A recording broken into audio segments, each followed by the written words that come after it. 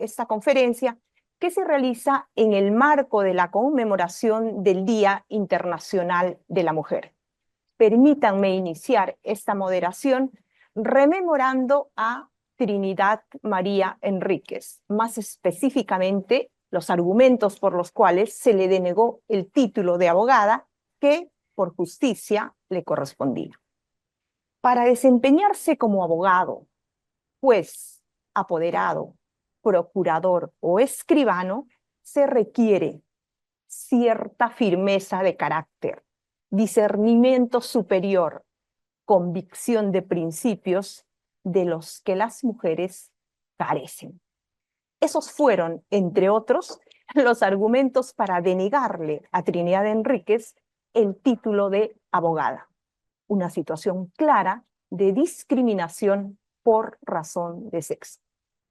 Trinidad Enríquez demostró con creces que tenía firmeza de carácter, fungiendo, de hecho, no solo como abogada de su propia causa, sino también como abogada de todas las mujeres, pues se negó al ofrecimiento que le hiciera Nicolás de Piérola, consistente en una autorización excepcional para graduarse.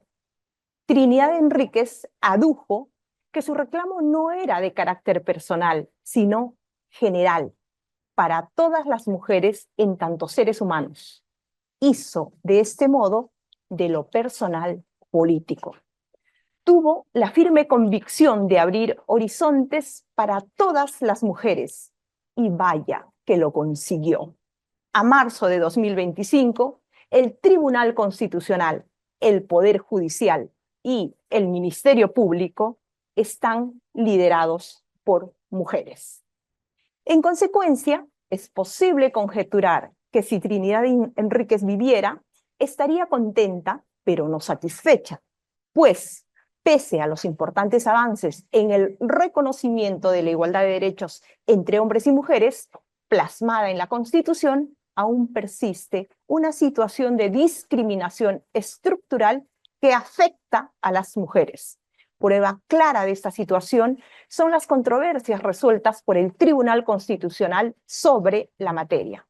Bajo esta premisa, y en cumplimiento de una de sus funciones principales, que es la difusión de la jurisprudencia, el objetivo de esta conferencia, organizada por el Centro de Estudios Constitucionales, es presentar la jurisprudencia relevante sobre la protección y garantía de los derechos de las mujeres, y lo hace de la mano de las asesoras jurisdiccionales más importantes del Tribunal Constitucional, el director general del Centro de Estudios Constitucionales y la presidenta del Tribunal Constitucional, a quienes les damos una cordial bienvenida y les agradecemos por su compromiso diario en hacer efectivo los derechos de las mujeres.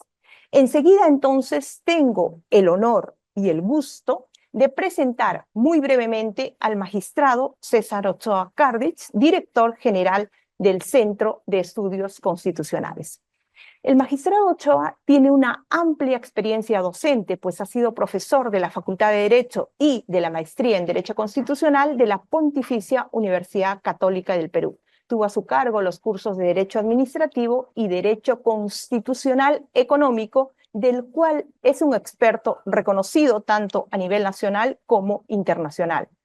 También cuenta con una amplia gama de publicaciones especializadas en Derecho Constitucional y Derecho Administrativo, entre las que destacaré brevemente dos: el libro Derecho Constitucional Económico, del que es coautor, y el libro El Estado Social en la Constitución de 1993, publicada en 2020 por la editorial Palestra y de la que próximamente se publicará una edición actualizada.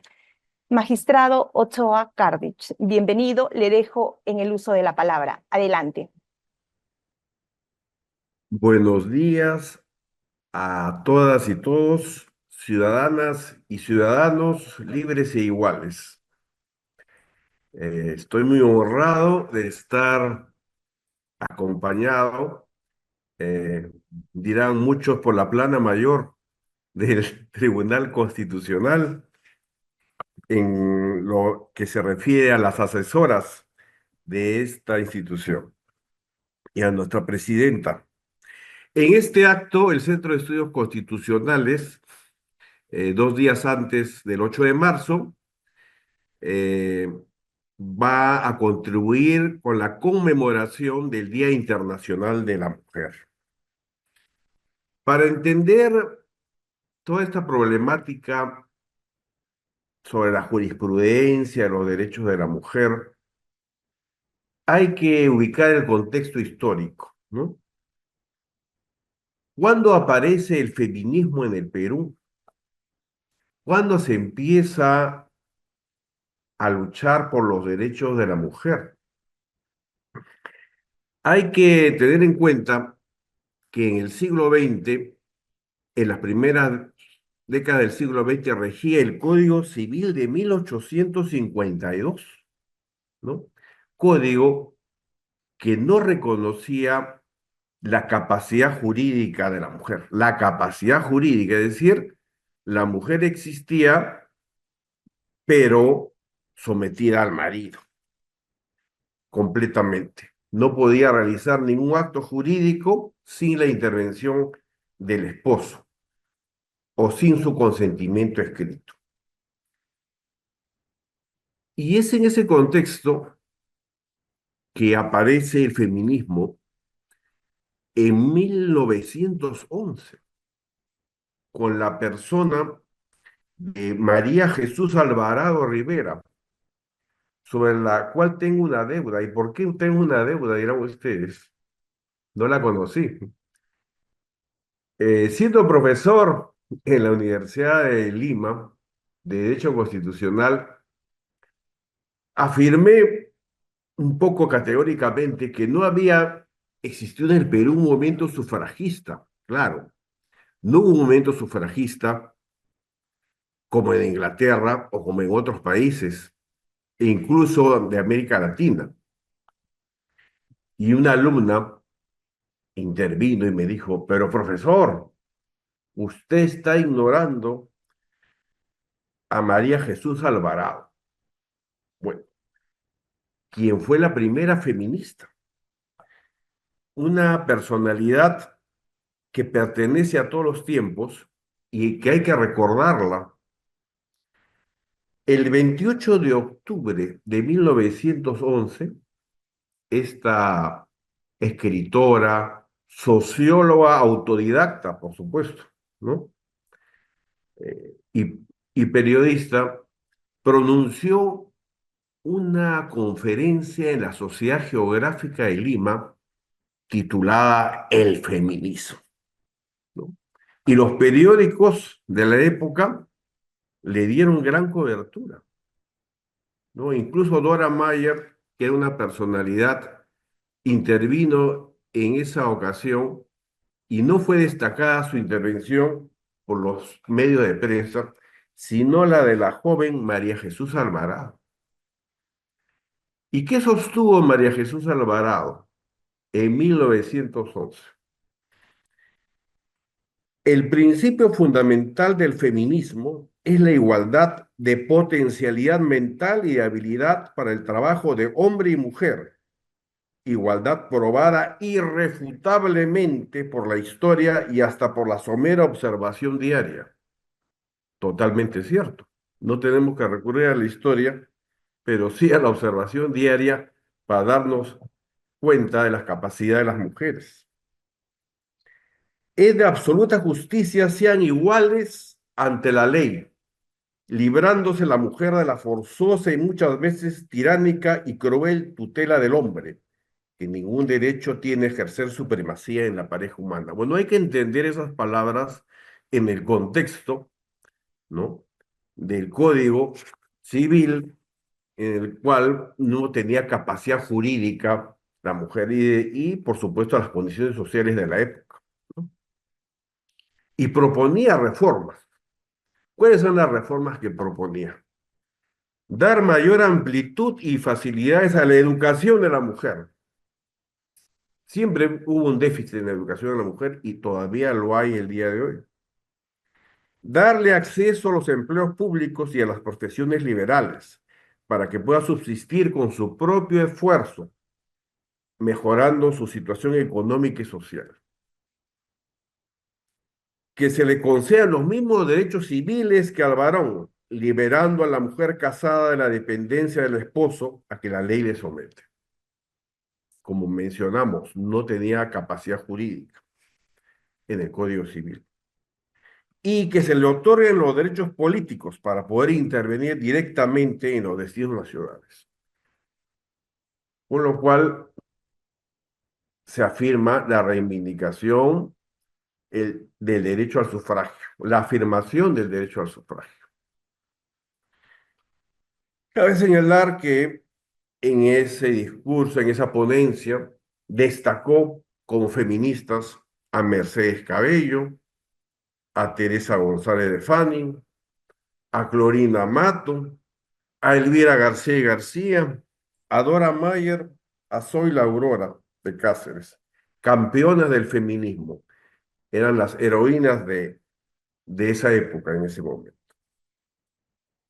Alvarado fundó la asociación Evolución Femenina, que promovió los primeros proyectos de ley para la reforma de la instrucción pública y promover el acceso de la mujer a la educación. Y también el acceso de las mujeres a la sociedad de beneficencia y a la reforma del Código Civil. Y sobre el acceso a la sociedad de beneficencia se consiguió una ley en 1922. Fíjense ustedes, el primer derecho que consiguieron las feministas fue el derecho a hacernos el bien a través de la sociedad de beneficencia. En 1923, esta asociación feminista envió un memorial, Reivindicación Civil de la Mujer y Derechos del Niño. En ese momento el feminismo, y fíjense desde sus orígenes, afirmaba los derechos de la mujer y su rol de madre, ¿no? Porque conjuntamente afirmaba los derechos del niño y reivindicaba la capacidad jurídica de la mujer con la reforma del Código Civil de 1936. Es cierto que ese código no consagra una igualdad jurídica plena entre el hombre y la mujer, pero sí reconoció la capacidad jurídica autónoma de la mujer y defendió los derechos políticos con María Jesús Alvarado como secretaria del Consejo Nacional de Mujeres, fundado en 1924 por la sufragista estadounidense Carrie Chapman Catt. Es decir, fue una de nuestras primeras sufragistas, ¿no? Sin derechos políticos no hay pues real emancipación de la mujer, ¿no? Como decía la escritora Susan Sontag, ¿no? No hay emancipación de la mujer si no ocupa los espacios públicos en igualdad con el hombre. Recordemos, pues, a nuestras feministas, avancemos en los derechos fundamentales, tanto de hombres como de mujeres, unidos por la condición humana. Esas son mis palabras introductorias y ahora más bien a escuchar a nuestras distinguidas expositoras el día de hoy, que en la víspera o la víspera de el Día Internacional de la Mujer que conmemoramos este 8 de marzo. Muchas gracias por su atención. Muchísimas gracias, el magistrado César Ochoa Cárdiz. Recordemos que los derechos de las mujeres son una conquista, como bien ha señalado el magistrado, y las mujeres han conquistado solas los derechos, solas en el sentido de que ha sido un logro de cada una de ellas, pero al lado siempre han tenido personajes como el gran Condorcet o o los grandes autores que han acompañado y que al ser la mitad de la humanidad necesitamos ir de la mano, como bien ha señalado el magistrado Ochoa Cardich. Enseguida entonces tengo el gusto de presentar a la doctora Susana Tábara. Ella es jefa de la Oficina de Gestión y Desarrollo Humano del Tribunal Constitucional. También ha sido asesora jurisdiccional por mucho tiempo. Es abogada con maestría en Derecho de la Empresa por la Pontificia Universidad Católica del Perú, ex jefa de gabinete y secretaria general del Tribunal Constitucional, ha sido la primera secretaria general mujer, miembro directivo de la Asociación Peruana de Derecho Constitucional y también es docente universitaria. Doctora Susana Tábara, bienvenida. Adelante, le dejo en el uso de la palabra. Muchas gracias. Gracias, Candelaria, por la presentación. Gracias, doctor César Ochoa, por la invitación en su calidad de director general del Centro de Estudios Constitucionales. También gracias a la presidenta y a las colegas que van a exponer conmigo. La verdad, es un motivo de orgullo, de satisfacción estar rodeado de Sofía, de Vanessa, de Alexandra, de Candelaria, que son asesoras tan distinguidas y tan preparadas, ¿no? Bien, el tema que les traigo yo el día de hoy son algunas reflexiones sobre la protección integral de las trabajadoras gestantes en el ámbito laboral del sector público. Más precisamente, la sentencia 2748 del 2021, ¿sí? Proceso de amparo del Tribunal Constitucional. ¿De qué trata esta sentencia? De manera preliminar, es aquella en el que el Tribunal Constitucional establece o estableció que ante un despido nulo, luego vamos a revisar de qué se trata esto, de una trabajadora gestante de 6 meses de la administración pública, se ordena su reposición, pero de manera temporal. Bien, aplicando así de manera parcial o escapando un poquito de las reglas del precedente Huatuco, y también ordena el pago de devengados, ¿no? ¿Por qué parcial? Porque ella tendrá la oportunidad de quedarse en la administración cuando haya una vacante y esta esté presupuestada. Es decir, como todos, el ingreso a la administración a través de concurso público. Es un avance importante, como lo vamos a desarrollar el día de hoy, y estamos tratando de aquí tocar, ¿no? Sin dejar algunos casos o algunas opiniones personales, el avance de la protección de la mujer embarazada en nuestro ordenamiento jurídico, así como el despido por motivo de embarazo, ojo, y el criterio aplicado por el colegiado. Es importante señalar también que el hecho que una mujer esté embarazada no significa que el empleador no pueda, por motivos justificados, debidamente justificados, realizar un despido, ¿no? En ese sentido, esta exposición o esta breve exposición va a tocar algunos temas que creo que son los más relevantes. Primero, el avance de la protección de la mujer embarazada en nuestro ordenamiento jurídico, el despido por motivo de embarazo y el criterio aplicado por el Tribunal Constitucional con relación al presidente Huatuco 5057-2013. No quiero dejar de lado que toda esta conquista social que ha significado los derechos que hoy tienen las mujeres debe de partir desde el punto de vista de la igualdad. Es decir, no queremos más que los hombres, lo que queremos es igualdad, ¿de acuerdo? Por eso creo que es acertado, adelantándome un poco a las conclusiones de la exposición, de que a la mujer o que en este caso a la demandante, se le dé la oportunidad de acceder a un concurso público cuando hay una plaza presupuestada y vacante. Es decir, igualdad de condiciones. Que el solo hecho de estar embarazada no signifique que va a regresar a la administración pública, porque eso pienso que a la larga nos puede poner hasta en el papel de que ya no seamos contratadas mujeres que potencialmente puedan ser madres, ¿no? O también que decidamos no ser madres por cumplir nuestros sueños profesionales, si es que damos condiciones que nos pongan no en una situación de igualdad, sino de ventaja, ¿no? Bien, dentro de nuestro ordenamiento jurídico es importante resaltar que cuáles son los avances más significativos en torno a este caso de la trabajadora embarazada, ¿no? voy a poner en relieve el convenio 183 de la OIT, porque es muy importante para el desarrollo de ese tema y en el que se funda la sentencia bajo análisis, que fue ratificado por el Perú en el 2016.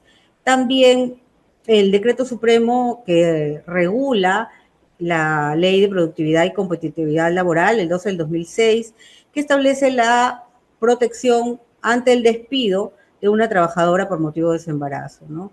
También la Ley 30.709, que proscribe la discriminación remunerativa entre varones y mujeres, lo cual todavía pues existe, ¿no? Todavía existe, y alude también a la prohibición y no renovación de contratos por motivos vinculados con la condición de embarazada, el periodo de lactancia, con base al convenio 1883 de la OIT. Es decir, no se queda solamente en el ámbito del embarazo, sino va un poco más allá de ello el periodo de lactancia también, ¿verdad? La ley 31152, que modifica esta ley de productividad y competitividad laboral, otorgando una protección en nuestro ordenamiento jurídico hacia la trabajadora también en el periodo de prueba, ¿bien? Así como la trabajadora a tiempo parcial, ¿no? Que no ha sido tomado en cuenta todavía porque los casos resuelven realidades jurídicas, sociales, y bueno, no ha habido la oportunidad todavía del Tribunal Constitucional de tocar este tema en torno al periodo de prueba o a la trabajadora a tiempo parcial. También el nacimiento de su hijo y las consecuencias de su lactancia. Bien, con base a esto que se ha expuesto, debo mencionar que es muy grave despedir a una mujer por motivo de su embarazo. ¿Qué derechos vulnera según nuestra sentencia o la sentencia que les traigo el día de hoy? Vulnera el derecho a la dignidad, a la igualdad y a la discriminación de la mujer contenida en el inciso 2 del artículo 2 de la Constitución de 1993, pero también estaba en anteriores constituciones, por ejemplo, en la del 79, ¿no? Entonces, no solo esto, sino que se transmite un erróneo mensaje de que tener la condición de mujer gestante, podría significar el despido sin una causa adecuada, ¿no? Si bien el desenvolvimiento de la realidad o de la relación laboral pueden producirse diversas, numerosas manifestaciones de la conducta empresarial lesiva a los derechos fundamentales del trabajador, es en la extinción de esa relación cuando dichas conductas pueden resultar más relevantes, ¿no? Y eso es más o menos lo que toca esta sentencia 2748 del 2021. ¿Cuál es el criterio que ha tomado el Tribunal Constitucional en torno al despido por motivo de embarazo? Debemos señalar que en principio nuestra legislación ha sido recogida en la sentencia con respecto a la protección del despido y la sentencia desarrolla como un despido nulo el caso de la demandante, ¿no? Entendiendo que de acuerdo al artículo 29 de la Ley de Competitividad Laboral, señala que el embarazo, el nacimiento, o es nulo el despido que tenga por motivo el embarazo, el nacimiento y sus consecuencias o la lactancia. En el caso de esta señora, ella no había comunicado a la administración que era un hospital de salud de la Amazonía, que ella se encontraba gestando, aunque ella se atendía ahí, es decir, era de conocimiento público que ella se encontraba embarazada, y además de eso, ella llevaba sus controles en dicho hospital. Es decir, eso nos lleva a pensar, poniendo la carga de la prueba en el empleador, de que era de conocimiento público, de conocimiento de la entidad en donde ella trabajaba, que ella estaba gestando. Pero pongámonos en algunos otros supuestos. Hay mujeres a las que se les nota el embarazo a partir del 7º mes, por ejemplo, ¿no? O hay mujeres que han tenido alguna pérdida o alguna situación particular médica que no quieren poner en conocimiento al empleador justamente por estas razones, porque está muy ligado al tema de tu intimidad el embarazo, ¿no? Entonces, ¿cuál sería ahí la situación? ¿Aplicaríamos también la carga de la prueba, en este caso, al empleador? Yo pienso que sí. Sin embargo, soy también de la opinión de que casos como este debe ser tratado con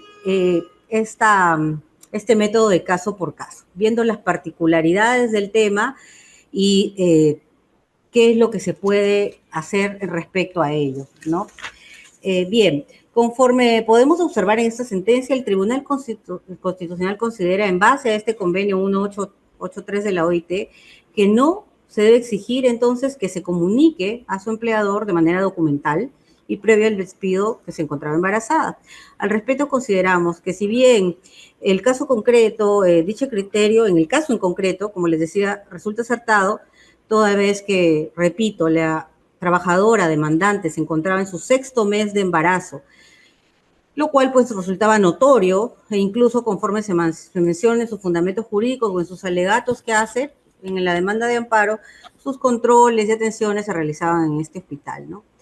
Cabe recordar también que la protección de la madre trabajadora no solamente aplica al contrato a plazo indeterminado, ojo que esto es importante, sino que también a quienes se encuentran en periodo de prueba, trabajan a tiempo parcial, están con contratos civiles disfrazados, porque en el fondo son contratos laborales, y también el periodo de lactancia. Cabe señalar que el despido nulo es aquel basado en una condición especial del trabajador, ya sea con su condición de dirigente sindical, por su sexo, que es el caso, ¿no? Por su orientación sexual, su religión, tal como lo estipula el artículo 29 de la Ley de Competitividad Laboral, ¿no? Productividad y competitividad laboral, ¿no? En relación al despido nulo por motivos de embarazo, algunos autores señalan que aunque el fuero de maternidad, como se le llama a estos casos, el fuero de la maternidad en teoría o académicamente, está plenamente garantizado por parte de la legislación laboral, debe de entenderse que este fuero especial no opera automáticamente por el simple hecho de estar en gravidez, ¿no? Es indispensable que en este caso, el empleador, dice la norma, esté comunicado de esto. Esa norma, el artículo 29, ha sido, digamos, dejada de lado, causando un avance en nuestra jurisprudencia, ya que la carga de la prueba la traslada, en este caso, el empleador, ¿no? A partir de ello, podemos encontrar un equilibrio entre la aplicación de la obligación de comunicar al empleador sobre el embarazo, aplicando en el caso concreto que no se podía desconocer que dicho requisito resulta válido y razonable en algunos tipos de despidos, ¿no? Por ejemplo, el caso de una trabajadora que está en periodo de prueba, ¿no? Y al término del primer mes de este periodo de prueba, ella perdiera el bebé, por ejemplo, ¿no? En este caso, el despido podría configurarse un despido nulo por materia de embarazo. Yo creo que habría que verlo con mucho detenimiento, ¿no? Habría que verlo caso por caso.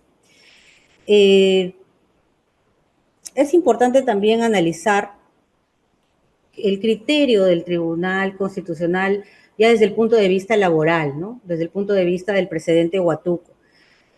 El Tribunal Constitucional tuvo en el año 2013 el precedente Huatuco y siguiendo los lineamientos de protección contra el despido arbitrario y el derecho al trabajo, señalado en los artículos 27 y 22 de la Constitución, su fundamento jurídico 18 señala textualmente que estiman que los casos que se acredite la desnaturalización del contrato temporal o civil no podrá ordenarse la reposición a tiempo indeterminado, toda vez que esa modalidad en el decreto legislativo 728 en el ámbito de la administración pública, como es el caso nuestro, que estamos en el Estado, pero pertenecemos a la 728, exige la realización de un concurso público de méritos, ¿no? Respecto a una plaza presupuestada y vacante de duración indeterminada. Esta regla limita los contratos que se realicen en el sector público y no resulten de aplicación al régimen 728, ¿no?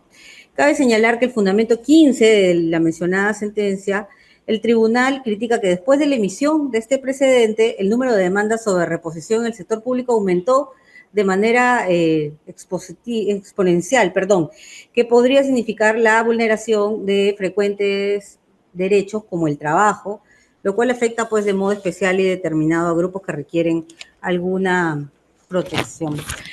Ayer estaba pensando algunos casos particulares, ¿no? Por ejemplo, me ponía a pensar en este grupo de policías que se llaman las Fénix, ¿no? Que son una guardia especial que resguarda al presidente o presidenta de la República. En este caso, el 95% son mujeres en las Fénix, así como son en algunas secciones de tránsito, 90% de mujeres. La legislación interna o la directiva interna de la policía señala que estas mujeres ya que son operativas, es decir, están en moto, una vez que están en estado de gestación y lo comunican a la entidad o la entidad conoce de ello, pasan a hacer trabajo administrativo o labores administrativas. Sin embargo, estamos hablando de suboficiales, no oficiales. La formación de un suboficial es una formación eminentemente práctica, ¿no? De conocimiento del manejo en moto, de seguridad, de protección. Entonces, no conocen de labores administrativas y terminan haciendo un trabajo en su casa los 9 meses y digamos, de alguna manera, pues se ve, digamos, se ve ensombrecido sus planes, su proyecto de vida en su carrera, porque no tienen un trabajo administrativo. No existen trabajos administrativos para estas personas, ya que sus trabajos son eminentemente operativos. ¿Qué hacer en esos casos, por ejemplo? Y son muchas, ¿ah? Porque ustedes saben que la policía pues, es una de las instituciones más grandes del Perú, ¿no? No solo la Fénix, también hay trabajadores de PNP de tránsito, el 90% son mujeres, ¿no? Cuyo trabajo es operativo, al 100%, manejo de moto y protección, seguridad del Estado. Entonces, repito, son situaciones muy particulares que lindan. Uno no puede, como mujer, digamos, escaparse de todas las responsabilidades solo por su condición de mujer, sino lo que pedimos es igualdad, paridad, ¿no? En relación con los hombres aquí en el tribunal, ¿no? Los funcionarios, por ejemplo, son en su mayoría hombres también, ¿no? Bueno, la presidenta es la cuota más especial de género. En el Centro de Estudios Constitucionales también hay mujeres. Y hoy, bueno, reunida con este grupo tan selecto de mujeres. Pero es un ejemplo, ¿no? Siendo el Tribunal Constitucional el órgano más importante y garante de los derechos fundamentales, ¿no? La Corte Suprema también ha emitido algunos pronunciamientos muy, muy acorde. Ahora, en estos últimos tiempos, la Sala Constitucional permanente, acordes a esta última sentencia del Tribunal Constitucional, bueno, no tan última, la 2748, que fue publicada el 27 de agosto del 2021, ¿sí? Entonces, bueno, no tiene como que un tiempo tan antiguo de aplicación y ya la Corte Suprema ha venido aplicando algunos lineamientos más o menos parecidos, ¿no? Entonces, si tengo que concluir en algunas cosas, porque sé que el tiempo apremia, diría yo que el análisis y el fallo del Tribunal Constitucional, en este caso, resulta ser una decisión adecuada que implica un avance en la protección integral de la mujer gestante en el ámbito laboral. Bien, no solamente son derechos de la mujer, sino también derechos de naturaleza laboral, especialmente dentro de un ámbito del sector público, como era el caso de esta demandante, ¿no? Sin embargo, debemos señalar que no nos encontramos, o no me encuentro muy de acuerdo en considerar que de manera genérica no se le exija a la trabajadora haber sido víctima o que pruebe que ha sido víctima de despido nulo por motivo de embarazo. Creo que siempre debe de haber alguna comunicación en cuyo efecto yo creo que va a redundar en los derechos de la mujer, porque hay embarazos de alto riesgo, por ejemplo, ¿no? Entonces, esta medida creo que debemos de verla caso por caso. El tribunal está sacando sentencias ahora último con este pleno bastante garantistas en materia de mujer y eso es algo importante, un motivo de reflexión para todos nosotros mañana, bueno, pasado, el 8. Luego, el haber comunicado su estado de gestación, ¿para qué sirve? Sirve también como un elemento de prueba fehaciente para lo que va a pasar después, ¿no? Luego, el presidente Huatuco busca respetar, pues, con principios como los de meritocracia, capacidad en el ámbito laboral, y también son muy valiosos, ¿no? Y este criterio aplicado por el Tribunal Constitucional no debe colisionar con ellos, sino debe interpretarse de manera armónica, pienso yo, equilibrada, proporcional, y entendiendo que hay mucha jurisprudencia del tribunal que desarrolla justamente estos principios, ¿no? De razonabilidad, de proporcionalidad en materia administrativa que son aplicables a este caso, ¿no? Para efectos de que de proteger a la mujer, pero de ponerla en igualdad de condiciones con el hombre. Bueno, eso sería todo de mi parte. Les agradezco mucho la atención y te devuelvo la conducción, Candelaria. Muchas gracias. Muchísimas gracias, doctora Tábara. La doctora Tábara ha puesto de relieve que la igualdad, hacer realidad el derecho a la igualdad exige evidentemente tratamientos diferenciados que tienen que ser evaluados caso por caso. Analizó la sentencia 02748-2021 emitida por el actual colegiado del Tribunal Constitucional y que esta marca un hito importante que es sumamente garantista y se pone a la altura de las cortes garantistas y protectoras de los derechos de las mujeres. En esta sentencia el Tribunal Constitucional precisa que para que opere la protección reforzada que otorga la Constitución a las mujeres embarazadas, no es necesario comunicar al empleador ello en el marco de la ratificación por el Estado peruano del convenio 183 de la OIT. Como repito, esta sentencia ha marcado un giro jurisprudencial garantista sumamente importante y además exponencia de la presidenta Pacheco Cerega. Enseguida, entonces, tengo el gusto de presentar a la doctora Paola Ordóñez. Ella es asesora jurisdiccional del Tribunal Constitucional. Es abogada por la Universidad Nacional Mayor de San Marcos, magíster con mención en Derecho Constitucional por la Pontificia Universidad Católica del Perú, egresada del programa de doctorado de la Universidad San Marcos, cuenta con un posgrado en Argumentación Jurídica y un máster en Derechos Humanos e Intervención Humanitaria organizado por la Universidad de Bolonia. Fue jefa de gabinete de asesores jurisdiccionales del Tribunal Constitucional, es docente universitaria y también cuenta con una gama de publicaciones también sobre la materia del día de hoy.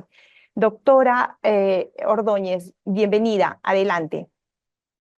Muchísimas gracias, mi estimada Candelaria. Primero manifestar, como lo hizo nuestra directa colega y amiga Susana Tábara, nuestra alegría de que el Centro de Estudios Constitucionales en la gestión del doctor Ochoa, liderada desde la presidencia por la doctora Pacheco también, tenga esta presencia institucional en un día tan importante, ¿no?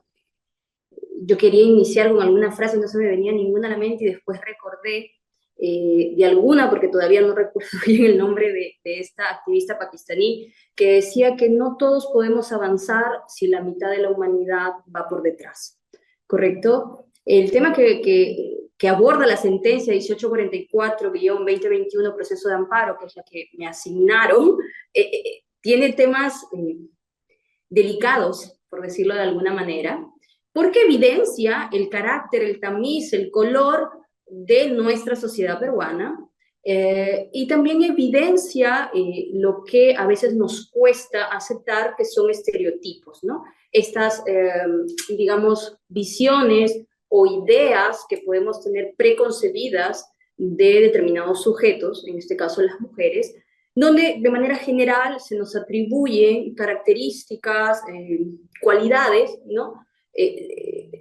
Sin ver tal vez a los individuos, ¿no?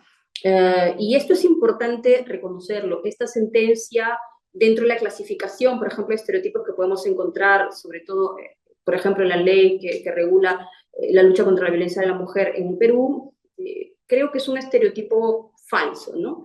Es un caso muy, muy simpático, pero que evidencia muchas cuestiones delicadas. La señora Norca Valery, que es la protagonista de esta historia, ¿correcto?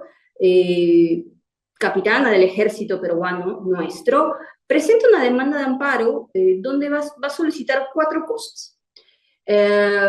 La nulidad de la resolución ministerial por la cual le declaran improcedente una apelación contra la resolución de la Comandancia General que estableció a su vez el pase de la situación de actividad a la situación de retiro.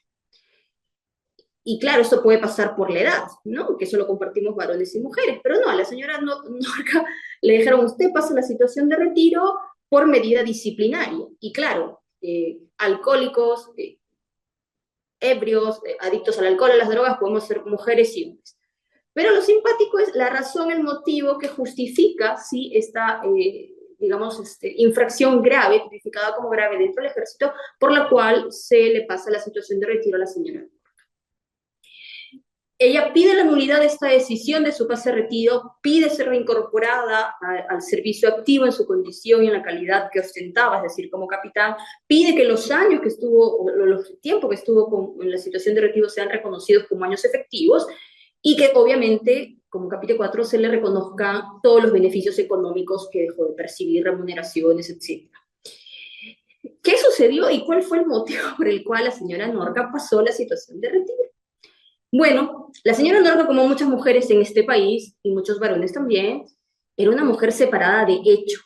Es decir, mantenía un vínculo matrimonial, correcto, pero ya estaba separada de hecho y era madre también, es madre de un menor de edad, ¿no? Con su ex esposo o ex cónyuge, quien también tenía la condición de capitán del ejército peruano, es decir, dos integrantes de las Fuerzas Armadas en este caso en específico del ejército peruano del Perú, que estuvieron casados, pero de acuerdo a la narración de los hechos y la evaluación del expediente que hizo el tribunal, estuvieron separados desde el 2015. Ella se traslada a Lima en el 2016 y como pasa con todos los seres humanos, quienes nos llevan años en la vida, y yo tengo algunos amigos mayores de 60, 70 años que quedan viudos incluso y nos dicen que el ser humano ha nacido y debe estar acompañado. Entonces la señora Norca, en esta evolución natural de todo ser humano, tiene un nuevo acompañante, pero o coincidencia también, caprichos de la vida, uno no escoge de quién se enamora, uno no escoge a quién querer, también es capitán del ejército peruano, ¿no? Entonces, ella en la narración de su demanda dice, mira, mi ex cónyuge, bueno, no ex de pareja sentimental, pero todavía, digamos, esposo, pero de lo cual estoy separada de hecho, no acepta el final de la relación, ¿no? Y esto es una situación constante en la sociedad nuestra, por eso que tenemos una ley contra la violencia de los integrantes del grupo familiar y sobre todo para tutelar a la mujer. No acepta que esta relación terminó y correcto, y se puso de acuerdo, correcto, con la persona que me apoya en la crianza de mi menor hijo, ingresa a mi hogar, me toma unas fotografías, unos videos, correcto, y eso le sirve de sustento para coaccionarme y decirme, regresa conmigo, presento esto a Inspectoría del Ejército.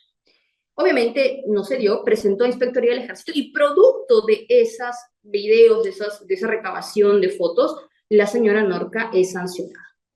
¿Sancionada por qué? Y aquí viene lo curioso del caso y lo novedoso del análisis que hizo el Tribunal Constitucional, es por supuestamente haber motivado o influenciado a un oficial del ejército para sostener una relación sentimental pese a que ambos tenían la condición de casados, ¿correcto? Entonces, y lo cual, ¿no?, a criterio de la institución castrense, resulta contrario a la moral y a la disciplina. Entonces, estos actos que entiende el ejército deshonestos, exhibicionistas, atentan obviamente contra la imagen también del ejército peruano. Digamos, esos actos son los que sustentan o los que fueron calificados por el ejército peruano como infracciones muy graves, ¿sí? Entonces, el análisis del Tribunal Constitucional, luego de la contestación propia de la Procuraduría del Ejército Peruano, que dijo que acá no hay nada, que fue un procedimiento disciplinario, donde se respetó todos los componentes del debido proceso y donde Norca pudo contestar, alegar, probar, cuestionar, a nivel incluso de Poder Judicial, antes de que el caso llegue al Tribunal Constitucional, en la primera instancia le dan la razón. Sin embargo, en la segunda, aplicando un artículo que hoy se encuentra, una causal de improcedencia prescrita hoy en el artículo 7, inciso 2 del nuevo Código Procesal Constitucional, anteriormente regulado en el artículo 5, inciso 2, la Sala Superior dijo esto lo debe ver, correcto, un proceso contencioso administrativo. El caso llegado al tribunal logra el consenso de los magistrados porque se centran en reconocer aquellas digamos, pretensiones o peticiones de la señora Norca, ¿no? La nulidad de resolución, la incorporación a su servicio, que se reconozcan los años y que se reconozca también el pago de los beneficios económicos. Para verificar cada extremo de la demanda, el tribunal entiende que la señora Norca ha alegado una serie de derechos. del estudio del colegiado, el tribunal dice, oye, acá lo que vamos a analizar es si esta sanción, este pase a la situación de retiro por infracción, por haber cometido una infracción bastante grave en el entender del ejército peruano, afecta a determinados derechos. El primero de ellos, el libre desarrollo de la personalidad, motivación de las resoluciones administrativas e intimidad y el principio de Neves in idem, ¿correcto? El TC inicia por el análisis del Neves in idem porque a entender de la demandante, ella tiene esta investigación en el 2017, una primera resolución de la Comandancia General que apela y a nivel ministerial le conceden la apelación, pero para que se retrotraiga el proceso, ¿correcto? No para que, digamos, se haya visto que no ha cumplido o que no ha incurrido en alguna falta grave, sino que la primera resolución ministerial lo que ordenó es, señores, vuelvan a investigar y esto vuelve a la etapa de investigación. Entonces, en verdad, no es que se le sancionó, ¿sí?, como entendió la demandante, 2 veces por lo mismo, sino que en el primer recorrido procesal de su reclamo ante la intención del ejército peruano de pasarla a la situación de retiro, ella obtuvo, correcto, una resolución ministerial a su favor porque se verificaron que no se respetaron determinados componentes del debido proceso en esta investigación disciplinaria. Entonces, no, respecto a este extremo de la demanda, el tribunal no le da la razón. Cuando el tribunal ingresa al libre desarrollo de la personalidad, es donde entramos al terreno bastante delicado que hoy nos convoca en este evento, ¿no? En estas ideas preconcebidas que tenemos de las mujeres, que la sociedad a veces nos asigna, ¿sí? Que muchas veces ya cambió, así como hoy por hoy ya no se expulsa a las cadetes que salen embarazadas, que están en plena formación de policías o militares.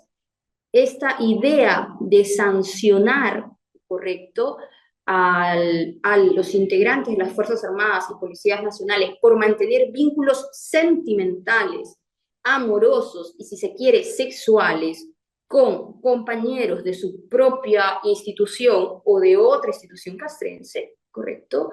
El tribunal se pregunta, ¿estos actos humanos, correcto, merecen sanción? ¿Estos actos humanos son pasibles de intervención estatal? ¿O es que estos actos humanos están cubiertos por este derecho reconocido en el artículo 2, inciso 1 de nuestra Constitución y pertenecen a ese ámbito donde está proscrita toda intervención estatal, porque en esencia están ubicados en el núcleo duro del quehacer del ser humano, donde, en los cuales se evidencia su autonomía, su dignidad, porque es parte de su elección natural y el Estado no interviene a menos que ponga restricciones razonables, ¿correcto? Y por ello, el TC hace todo un desarrollo bastante interesante que evidencia que este pleno también tiene la capacidad de comunicarse, tiene la capacidad de generar consenso, y eso es importante para nuestro país, importante para nosotras las mujeres, porque si bien no se pueden avanzar 5 pasos como quisiera de repente algún magistrado, ya avanzar 3 y llegar a consenso sobre esos 3 es importante. Entonces, este derecho al libre desarrollo de la personalidad, a criterio del Tribunal Constitucional, en el caso de la señora Norca, sí se vio afectado y evidenció este razonar que todavía muchas veces se mantiene en los fueros castrenses, correcto, de sancionar estas relaciones afectivas, pese a que nuestro Tribunal Constitucional ya desde el 2007, en jurisprudencia, en reiterada jurisprudencia, viene señalando que estos ámbitos son intocables por parte del Estado en cuanto a su intervención para poner algún tipo de reglas si me caso o no me caso, o si para casarme, por ejemplo, tengo que pedir permiso a mi superior si soy parte de algún cuerpo castrense, ¿no? Entonces, es importante que en el caso concreto, ella en su condición de oficial subalterna mantuvo, ¿no?, una relación sentimental, y por las fotos y videos se deduce que también una relación sexual con este otro integrante del ejército peruano, queda claro del expediente y del análisis que hace nuestro TC de que estas conductas no se realizaron ni en sede de la institución castrense, ni fuera de ella en ejercicio de alguna comisión de servicio, ¿no? Porque quienes somos servidores públicos, quienes pertenecemos a este apostolado público, muchas veces somos no solamente servidores públicos de 8 a 5 de la tarde dentro de la institución, sino que en muchas ocasiones vamos a cumplir distintas comisiones de servicios, distintos áreas de trabajo, grupos de trabajo, etc. Entonces queda claro del caso, y eso es lo que permite a la señora Norca alcanzar una estimatoria, que ya la vamos adelantando, bastante acertada de nuestro Tribunal Constitucional, congruente y coherente con el principio de dignidad y el principio de derecho de igualdad, porque entienden de que estos actos que sirvieron para sancionarla y pedir su pase y disponer, mejor dicho, su pase a la situación de retiro, en puridad se dieron dentro del ámbito eminentemente familiar. Las fotos, videos fueron en lugares públicos, en restaurantes, en centros nocturnos de diversión, es decir, fuera del horario laboral, donde no estaba realizando ningún tipo de actividad o desempeño, digamos, institucional, y más aún, se dieron al interior de su hogar. Entonces, aquí también el tribunal luego advierte una lesión al derecho a la intimidad. Y cabe recordar que el TC ya desde el 2004 hacia adelante ha definido este derecho a la intimidad como el poder jurídico de rechazar intromisiones, correcto, a la vida íntima o familiar. Entonces, ¿qué mayor evidencia de una intromisión? El hecho de que me sancione una institución a la cual pertenezco cuando se han introducido sin mi permiso, porque ella no dio consentimiento para ser fotografiada al interno de su hogar, no dio consentimiento para que a un cónyuge, pero, digamos, esposo con el cual se encuentra separada de hecho, ingrese a su domicilio. Entonces creo que esta sentencia del Tribunal Constitucional cumple los estándares de hoy, da un paso adelante a rechazar esas sanciones, correcto, venga de cualquier institución, en este caso una institución castrense, sostenida, nos guste o no, en un estereotipo falso, ¿no? En un estereotipo porque a ella se le sanciona por motivar o influenciar, es decir, las mujeres, ¿no? Tienen esta idea preconcebida de que las mujeres somos una especie de, no quiero utilizar la palabra bruja, mejor hechiceras, ¿no?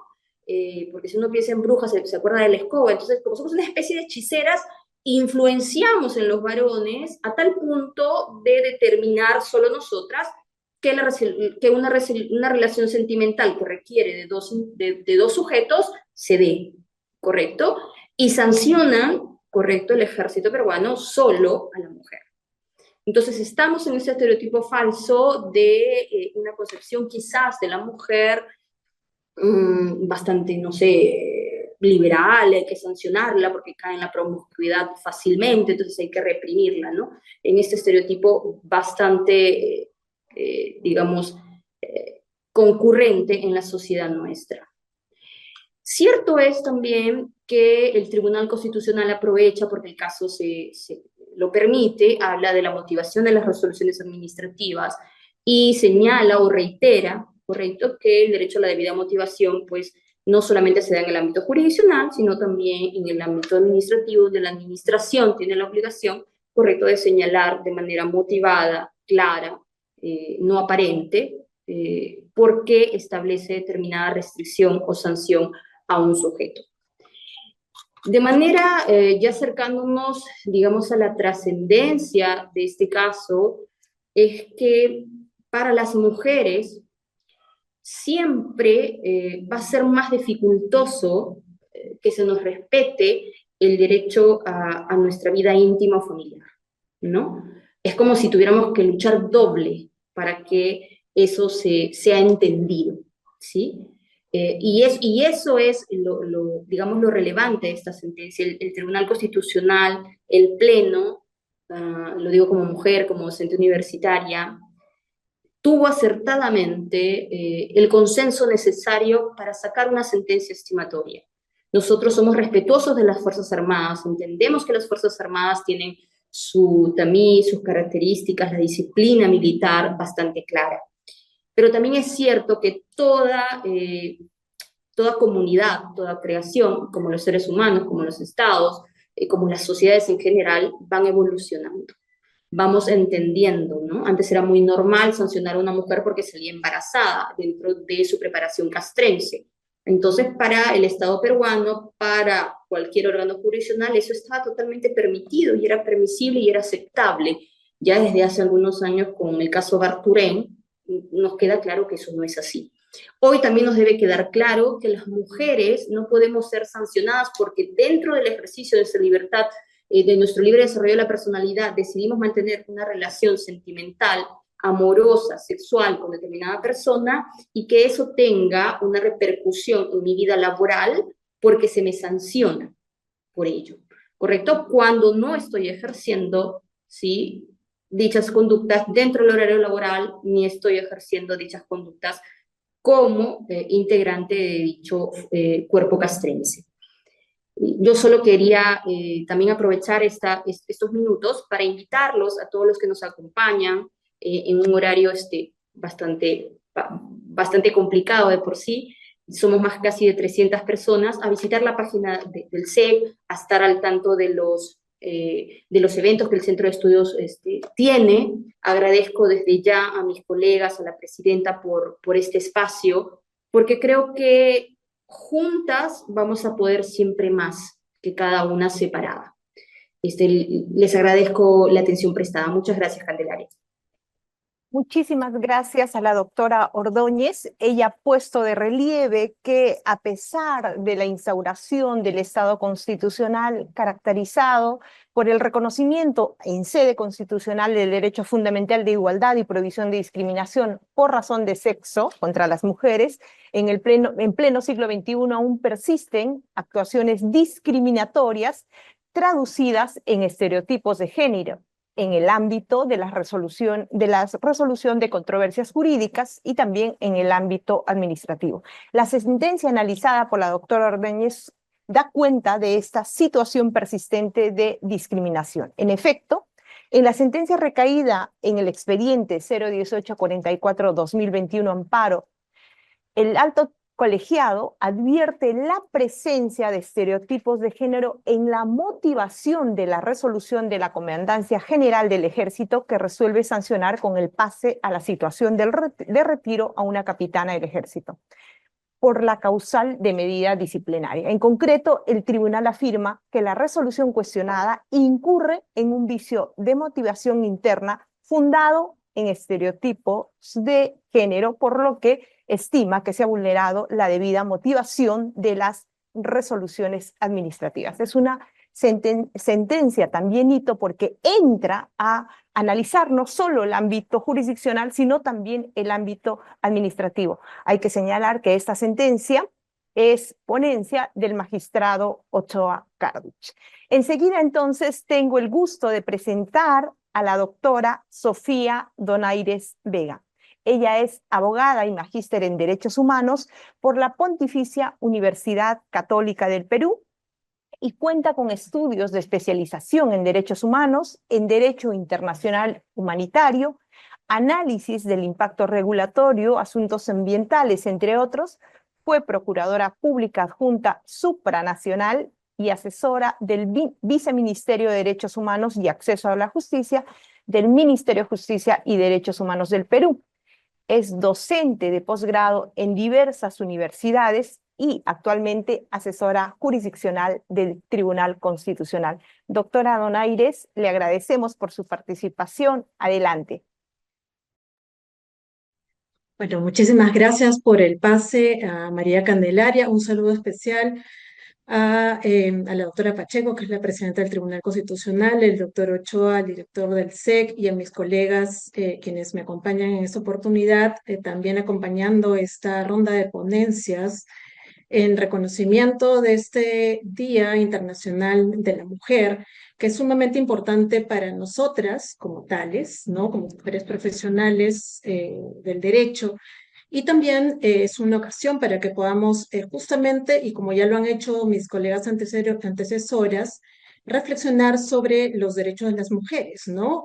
Mujeres que somos parte significativa de esta población peruana, que además de tener la nacionalidad, somos ciudadanas, y eso supone en implicaciones jurídicas un impacto sumamente importante, un logro que ciertamente hemos obtenido un poco tarde. Hemos sido uno de los últimos países en Latinoamérica en el cual se nos reconoció justamente este tipo de derechos, que supuso a su vez el ingreso paulatino en el ámbito público y político de las mujeres a un espacio que usualmente, históricamente, estaba asignado únicamente a varones, ¿no?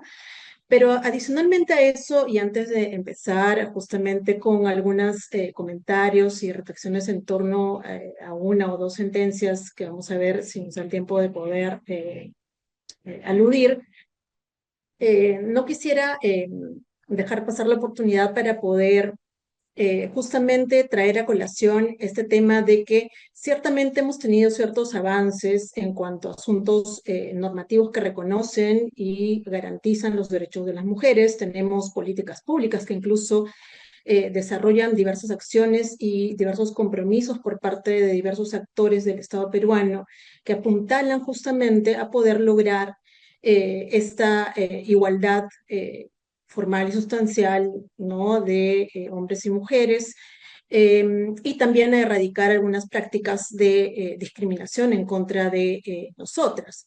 Leyes como, por ejemplo, lo puede ser la 30364, que es la ley para prevenir, sancionar y erradicar la violencia contra las mujeres y los integrantes del grupo familiar, la ley de igualdad de oportunidades entre mujeres y hombres, la política multisectorial en derechos humanos que recientemente se aprobó el año pasado, en octubre o en diciembre, si mal no recuerdo, que también involucra algunos compromisos que netamente inciden en reconocimiento, no solamente reconocimiento, sino sobre todo el asumir diversas acciones por parte de entidades del Estado a favor de los derechos de las mujeres, y con la finalidad de poder erradicar precisamente esta situación de discriminación que aún sufrimos, lamentablemente, discriminación que puede ser también de carácter interseccional, porque, claro, no solamente puede suceder de que haya alguna situación de discriminación contra la mujer por sí misma, sino también porque puede coincidir en esta persona o esta mujer también otros factores, como puede ser la discapacidad, puede ser un tema de origen étnico, ¿no? U otro tipo de razones que también de alguna forma inciden y podrían intensificar precisamente esta situación de discriminación en contra de ellas. También mencionar que pese justamente a estos intentos, logros y también pues algunas políticas instauradas por parte del Estado, al lado tenemos también otros instrumentos internacionales muy importantes, como lo son la Convención Internacional para la Eliminación de todas las formas de discriminación contra la mujer, la CEDAW.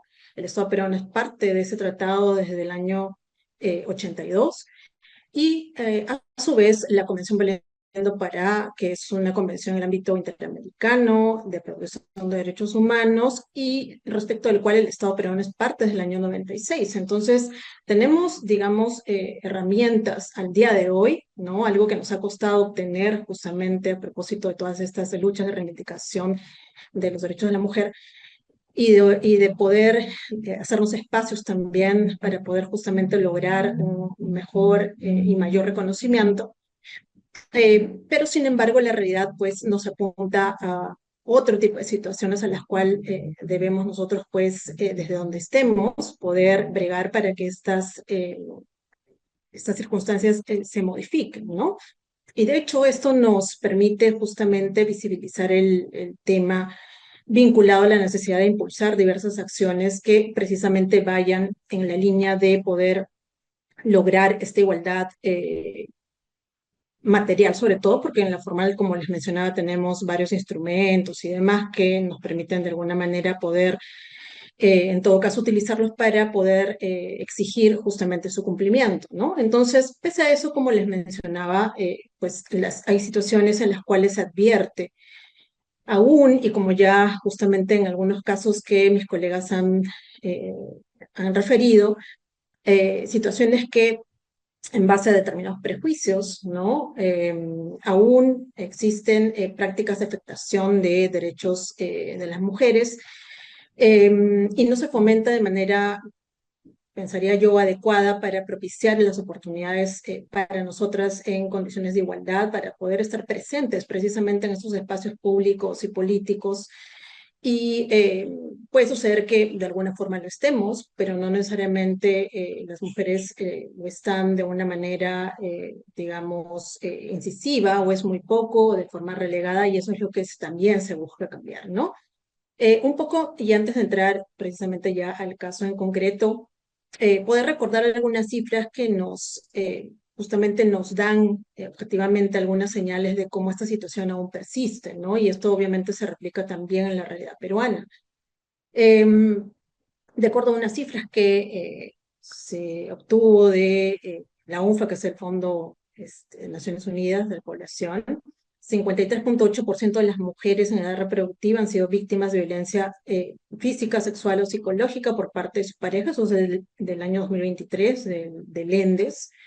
Y otras cifras que también llamarían la atención es el tema de que 34.5% de mujeres sufrieron algún tipo de violencia en los últimos 12 meses, y los centros de emergencia mujer han duplicado su número de atenciones por violencia sexual contra niñas y adolescentes entre 10 y 19 años desde el año 2019 hasta la fecha. Eso que nos denota entonces de que precisamente hay una situación aún de violencia contra las mujeres, que a su vez se configura como un acto de discriminación, y esto ha sido así reconocido no solamente a nivel nacional, sino también a nivel de estándares internacionales, y que esto a su vez constituye una vulneración de derechos humanos que también el propio Tribunal Constitucional anteriormente ha reconocido como un problema de relevancia constitucional, ¿no?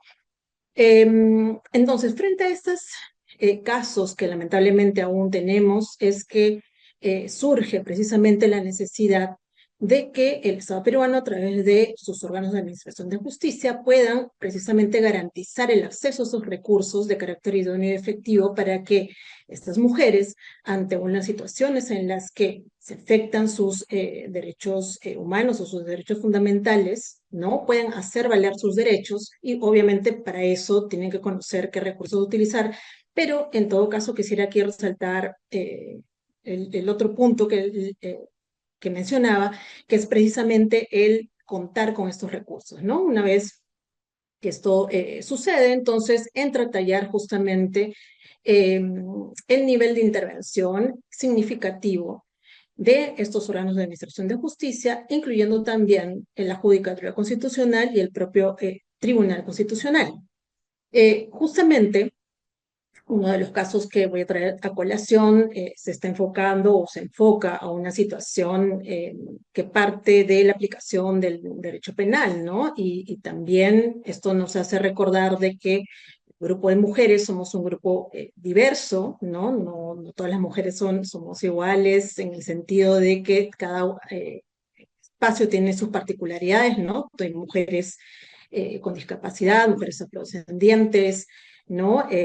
Mujeres privadas de libertad, ¿no? Porque han cometido algún tipo de delito, y justamente hacia ella o hacia este tipo de caso al cual yo me quiero referir es lo que involucra precisamente a la situación de una de estas mujeres privadas de libertad que cometió un delito que puede ser considerado como un delito, digamos, significativo y de relevancia, porque fue un delito en contra de la administración pública, pero que ciertamente también debe ir acompañado por la garantía de otros derechos fundamentales en su conjunto.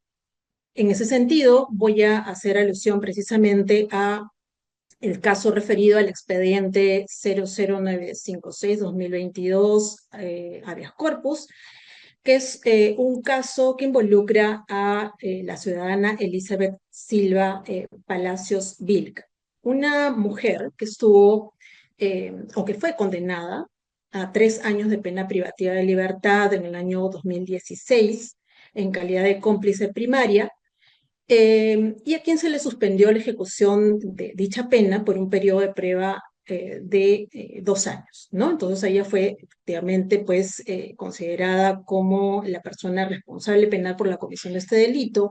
De hecho, ella no cuestiona, o al menos de los actuados no se evidencia que lo hace. Me estoy refiriendo al tema de la falta de responsabilidad penal, pero sí cuestionó en su momento el tema de el número de años y la modalidad que se eligió en su caso. Pero digamos que eso es un dato accesorio en medida que ahora lo que queremos en todo caso hacer referencias a datos un poco más relevantes que estén justamente vinculados con la temática que ahora nos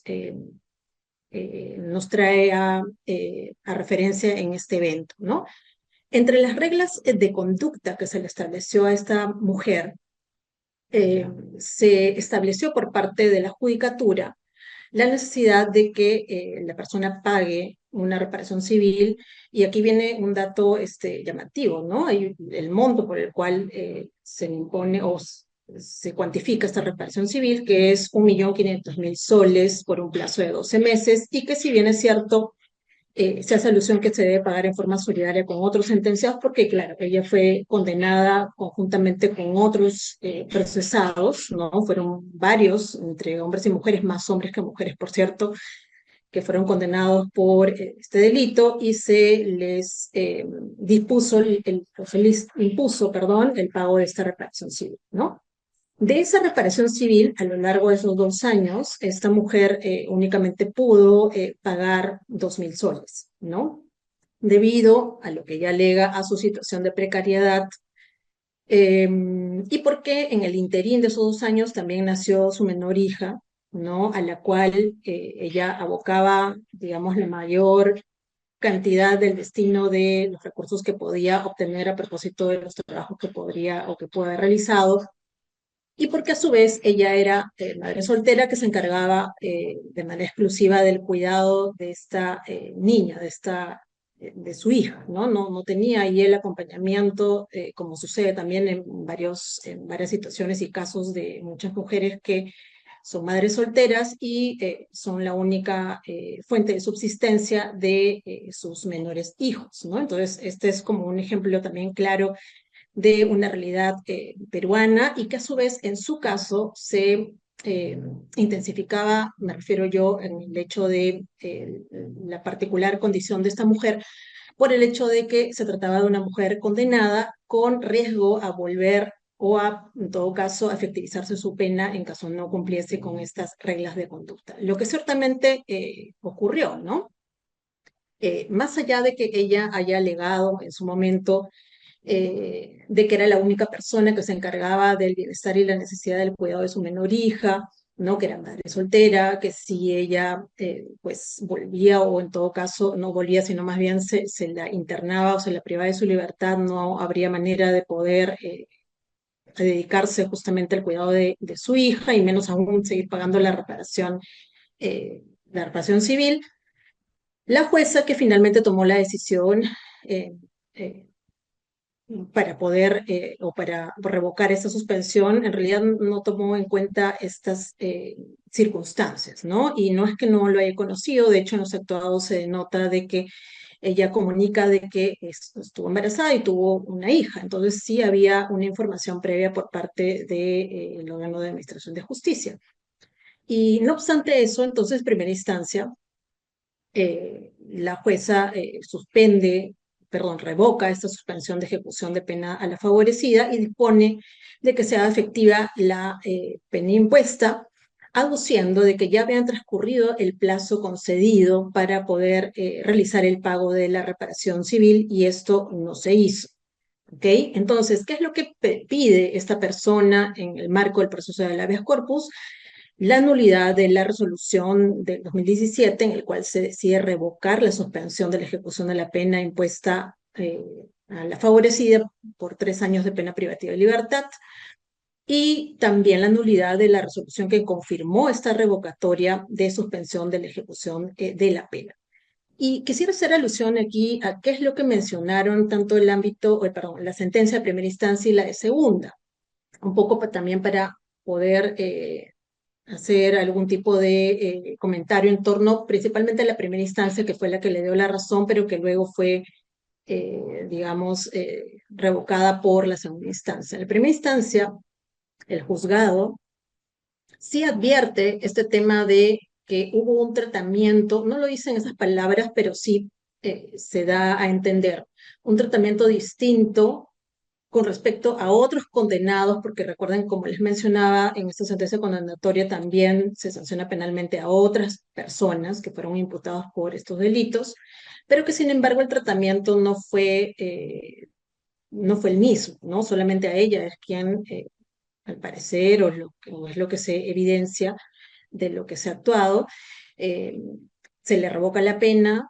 ¿no? A pesar de que había pagado al menos algún monto con relación a la reparación civil interpuesta o impuesta, ¿no? Entonces, para el juzgado mixto sí hubo un tratamiento desproporcional e irrazonable en contra de la beneficiaria, ¿no? Y no se tomó en cuenta de que la progenitora o esta progenitora era una madre que se desempeñaba exclusivamente hacia el cuidado de su menor hija y que al privarse de la libertad se le estaba a su vez dejando al desamparo a la menor de edad, es decir, a la niña, ¿no? Entonces, eh,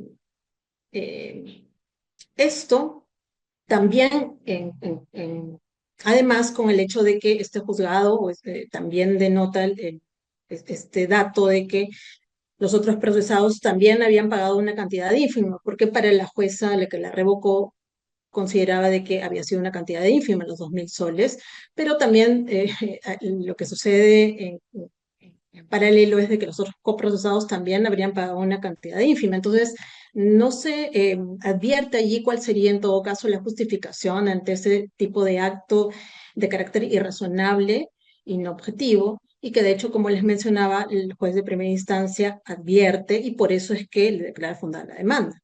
Sin embargo, en segunda instancia, la sala penal revoca esta decisión y la reforma declarándola improcedente, ¿no? ¿Bajo qué argumento? Un argumento estrictamente legal, ¿no? Diciendo de que este tipo de asuntos, digamos, es un asunto propiamente penal, ¿no? Que debe ser, pues, resuelto por la jurisdicción ordinaria, y que no se puede utilizar justamente este proceso de habeas corpus para este fin de poder o de ventilar ese tipo de aspectos en la judicatura constitucional, y que esta alusión al interés superior de la niña no estaba conectada a la libertad individual, que es lo que finalmente protege el proceso de habeas corpus. Ahora, ¿qué es lo que analiza aquí el tribunal? Y aquí viene algo importante, ¿no? Y aquí quisiera en todo caso añadir algunos comentarios en paralelo para poder tratar de resaltar también las implicancias de lo que finalmente el tribunal decide en este caso concreto, ¿no? A ver, primero hace alusión a la sentencia condenatoria y aquí evidencia justamente la existencia de otros coprocesados, el tema de que entre las reglas de conducta, que no fue la única, porque también se le impuso el hecho de comparecer cada 30 días para juzgado para que informe y demás, el pago de la reparación civil. Y también cita la resolución que revoca finalmente la suspensión de la ejecución de la pena para poder evidenciar aquí de que esa decisión no contó con una debida motivación, ¿okay? Que es hacia lo cual se aboca el tribunal, más allá de que la persona haya aducido otro tipo de derechos, pero digamos el derecho en el cual se centraliza el análisis es este, y justamente a razón de esto es donde vamos a hacer precisamente algunos comentarios, ¿no? Entonces, ¿qué dice la resolución que resuelve revocar? Justamente se enfoca solamente al hecho de que la persona no haya cumplido con el pago o no cumplió con el pago total de la reparación civil y dentro del plazo que se le otorgó, y por tanto, pese a haber conocido, digamos, previamente de que ya contaba con ese plazo y con cargo a que si esto no se concretizaba, entonces había el riesgo de que efectivamente eh, pueda privarse de la libertad en base a la decisión de la jurisdicción penal. La persona no lo hizo y por tanto se le aplicó de manera inmediata el artículo 59 del Código Penal, inciso 3, ¿no? para decidir la revocación de la suspensión de la pena. Es decir, solamente se evidenció de que la persona pagó la reparación civil y la conclusión inmediata, la revocación de la ejecución de la pena. Pero la la resolución 24, que fue la que confirma esa decisión, ya tenía también, digamos, el escrito de apelación de esta mujer en la cual le explica y le plantea este tema de la particular situación de ser una madre soltera a cargo de una menor de edad, la única subsistencia para ella y a cargo del cuidado de esta niña. Y sin embargo, esta sala superior no analizó ese argumento que expuso la beneficiaria en su recurso de apelación y simplemente confirmó lo que ya se había decidido. ¿Qué podríamos mencionar en torno a esto? O sea, ¿por qué se desconoce o en todo caso se omite hacer algún tipo de valoración con relación a este planteamiento que la señora plantea, la demandante, y que de hecho hubiera podido cambiar el giro de, en todo caso, la decisión respecto de la privación de libertad que finalmente se dio en su contra? ¿Ok? Y tampoco se tomó en consideración todo este tema que ahora muchos se conversa en torno al llamado derecho al cuidado. ¿Okay? Un derecho al cuidado que abarca justamente ese tema de poder acceder al cuidado, el poder brindar cuidados y el poder también autocuidarse. Un derecho que también ahora mismo está siendo en materia de análisis propiamente por parte de la Corte Interamericana de Derechos Humanos en base a una solicitud de opinión consultiva que ha presentado diversos estados para que se pueda determinar justamente con mayor claridad qué supone este derecho, ¿ok? Pero digamos, a mí me trae reflexión justamente esta situación, precisamente lo relacionado también a tal derecho, ¿no? De hecho, también acá quería mencionarles algunos datos interesantes de la OIT en relación a esto, en el cual se dice o se menciona de que son las mujeres quienes realizan mayor parte de los trabajos de cuidado no remunerados y que en promedio dedican 3.2 veces más horas que los varones a los trabajos de cuidado no remunerados. 4 horas 25 minutos por día frente a 1 hora 23 minutos en caso de los varones, lo cual durante un año representa un total de 201 días laborables sobre la base de una jornada de 8 horas en el caso de las mujeres, mientras que en el caso de los varones representaría un total de 63 días laborables. ¿No? Eso de alguna forma pues nos evidencia también la necesidad justamente de poder ¿no? seguir, como les mencionaba, bregando hacia una situación en la cual los varones también puedan asumir estas labores en conjunción con las mujeres. Pero lo cierto es de que ahora pues la realidad aún es distinta y el caso de esta mujer nos es bastante representativo que finalmente nos ejemplifica precisamente la realidad de, como les mencionaba, muchas mujeres, ¿no? Entonces, para ir ya avanzando, porque sé que tengo un tiempo limitado, ¿qué es lo que el tribunal finalmente mencionó en Tiene torno un a este minuto, caso? doctora. Tiene un Sí, minuto. termino con lo que dijo el tribunal en relación a este caso, ¿no? Que la resolución que dispuso este tema de la revocatoria no estuvo debidamente motivada, que no evaluó la condición de madre soltera de una menor de edad para la beneficiaria, a fin de que el juez pueda aplicar otra medida menos gravosa, porque no necesariamente puede haber sido la revocatoria, sino otra medida, ¿no?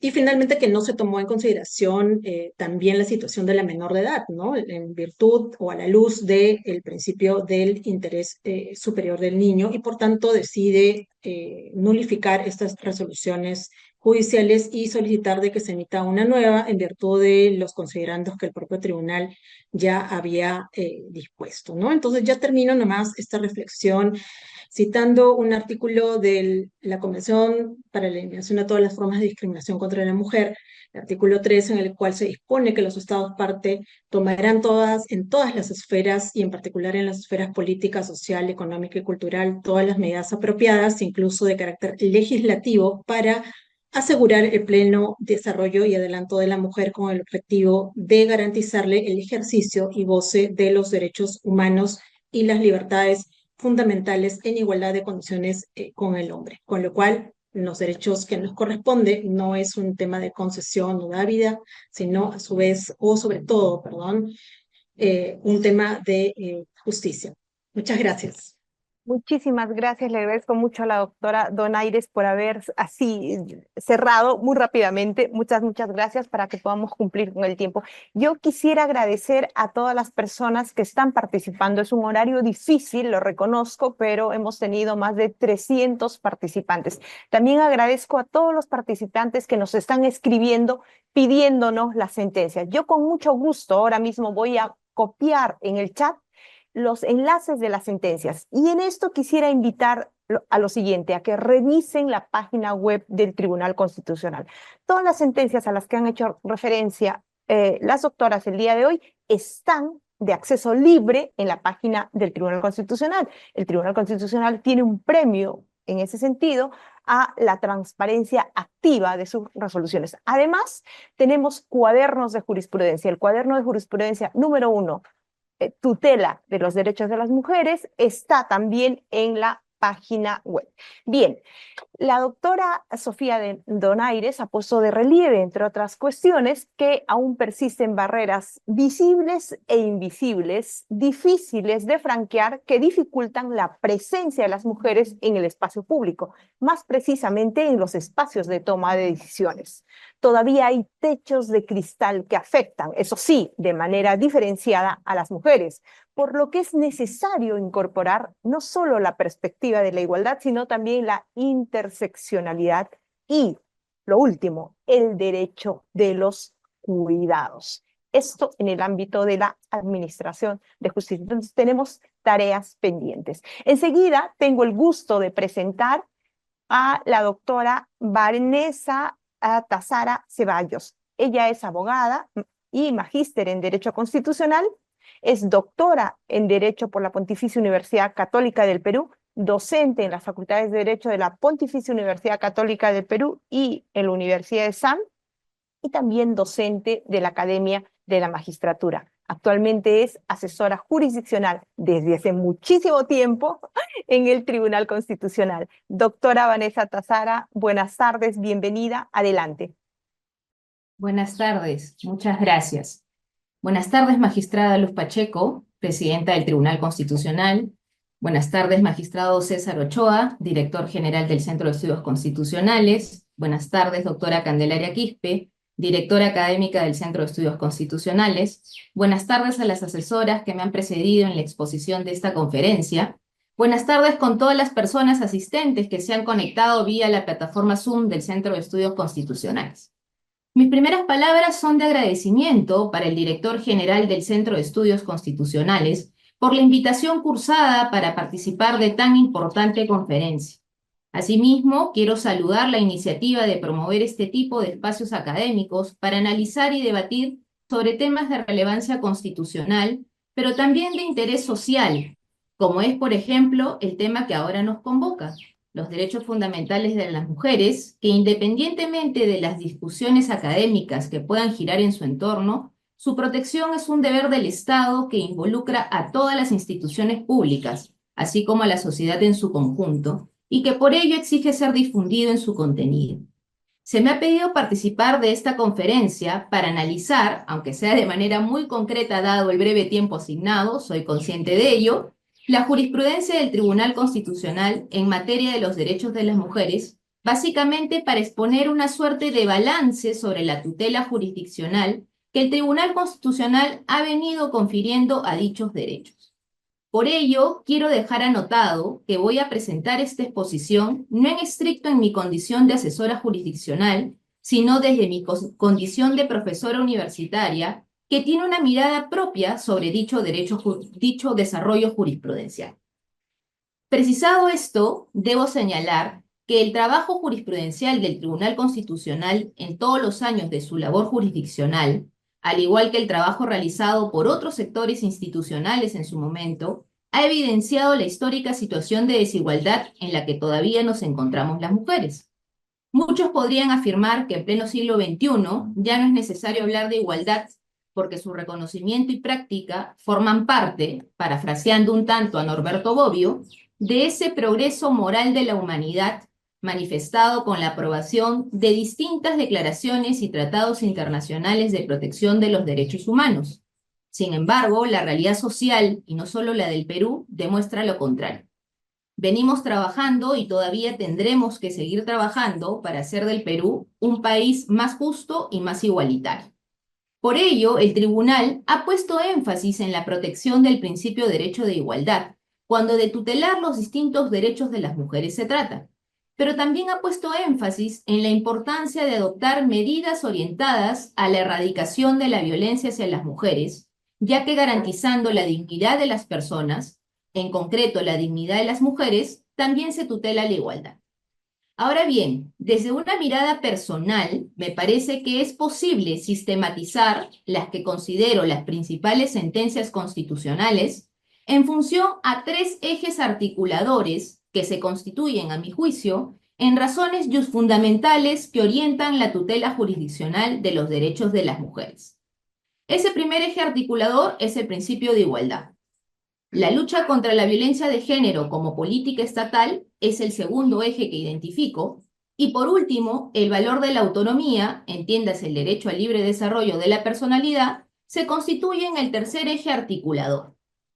Me valgo de estos ejes solo con fines metodológicos y con el propósito de evidenciar hasta dónde ha avanzado el Tribunal Constitucional en su rol de garante de los derechos de las mujeres.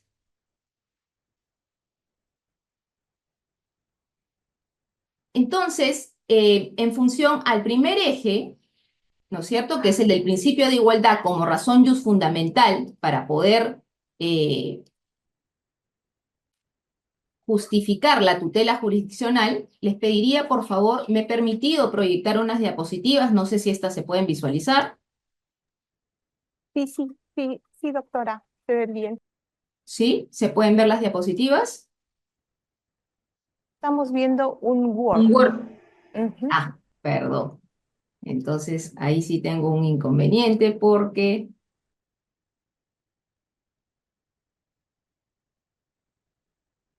A ver, me permiten... Ahorita ya no, ¿no, verdad? Solo un Todavía se ve en el documento Word. Así es. compartir. Solo un segundo.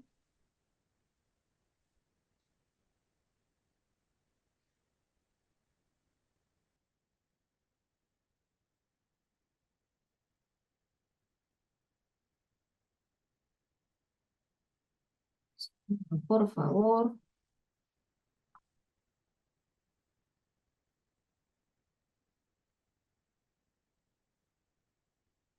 Ahora sí lo tenemos en la pantalla. Sí, perfectamente. Ahora sí, muchas gracias. El Bien, cuadro. muchas gracias, muchas gracias. Entonces, sobre este primer eje articulador, el Tribunal Constitucional peruano se ha decantado, como ya afirmé, por enfatizar la idea de que en un Estado constitucional está proscrito todo acto de discriminación en contra de la mujer. En ese sentido, ha marcado la tesis de que las mujeres y los hombres son iguales en dignidad y, por tanto, son iguales en derechos. Esto le ha permitido enfatizar que tanto el derecho al trabajo, así como el derecho a la educación, no solo inciden en el desarrollo personal de las mujeres, sino que además contribuye a su autonomía. Por ello, el Estado no puede incurrir en ninguna práctica que les impide el ejercicio y disfrute de dichos derechos. Y aquí entonces voy a mencionar algunas sentencias en particular. El caso Rosa Gambini Vidal, del año 2008, era una demandante, trabajadora de la Sociedad de Beneficencia de Lima, contratada bajo la modalidad de servicios no personales, que alegaba haber acumulado más de un año de servicios ininterrumpidos y haber sido despedida por su estado de embarazo. La demanda de amparo fue declarada fundada y se dispuso su reposición a pesar de la naturaleza de su contrato laboral. Esta sentencia marca un hito importante en materia de derechos laborales de las mujeres, vinculada al derecho a no ser discriminada por razón del sexo. El actual pleno del Tribunal Constitucional, en el caso Jenny Marvila Meléndez Vega, comentado por una de las expositoras que me ha precedido, remarca el criterio ya fijado en el caso Gambini Vidal, pero hace dos precisiones importantes.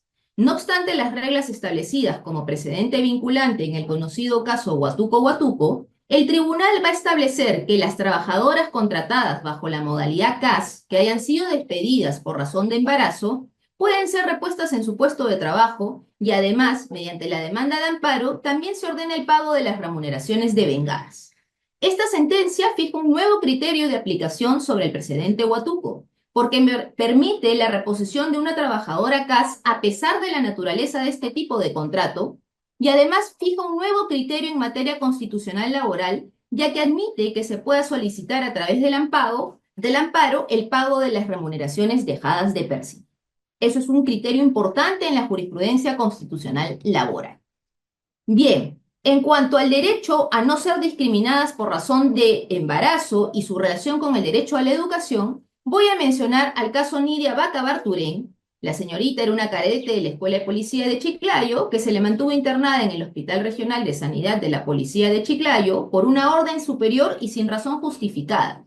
Y asimismo se le abrió un proceso disciplinario por estar embarazada, siendo finalmente separada de la institución policial por esa razón.